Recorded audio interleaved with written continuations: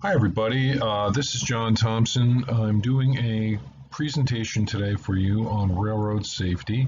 We're going to look into the dangers and consequences of trespassing onto railroad property.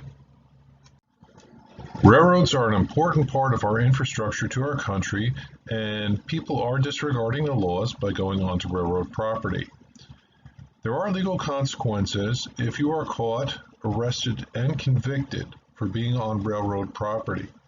People are hanging out, gathering on active railroad tracks, or taking shortcuts. As a result, train fatalities are increasing.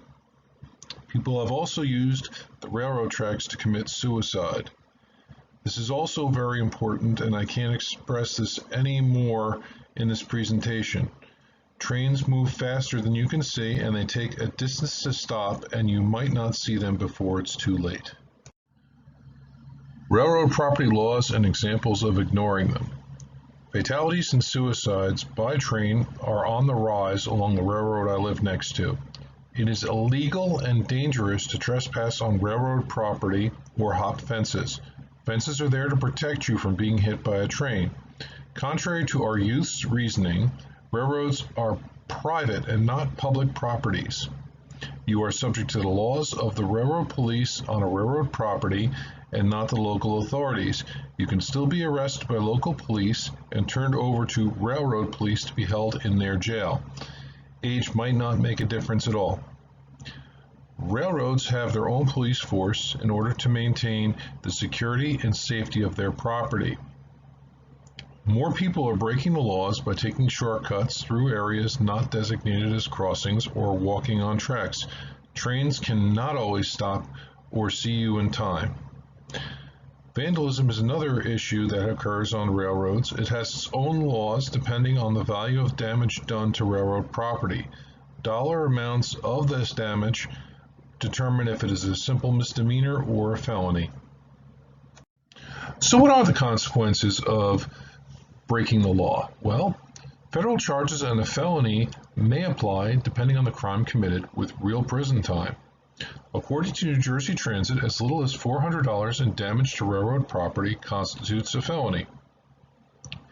New Jersey Transit recently dropped the juvenile stature, and you will face charges as an adult and be housed with adult offenders at their facility in Newark, New Jersey. You will not go to Paramus. Being 14 is now no longer an excuse. You risk your life and future in breaking these laws and taking that shortcut or walking on the tracks. A felony can also follow you as a juvenile with adult charges when applying to college. If you are hit by a train, you face death, serious injury, or a lifetime disability.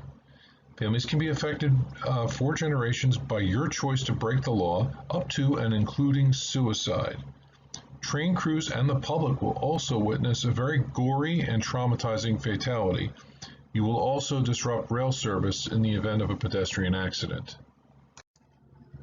So what can you do? Well, to prevent accidents, you can do a couple of things. You can cross only at designated railroad crossings with signals and gates. Do not cross when the gates are down, especially if there are multiple sets of tracks. Always look both ways before crossing. Realize that trains cannot stop like cars. They do take a distance to come to a complete stop. Do not take shortcuts or walk down any railroad tracks for any reason.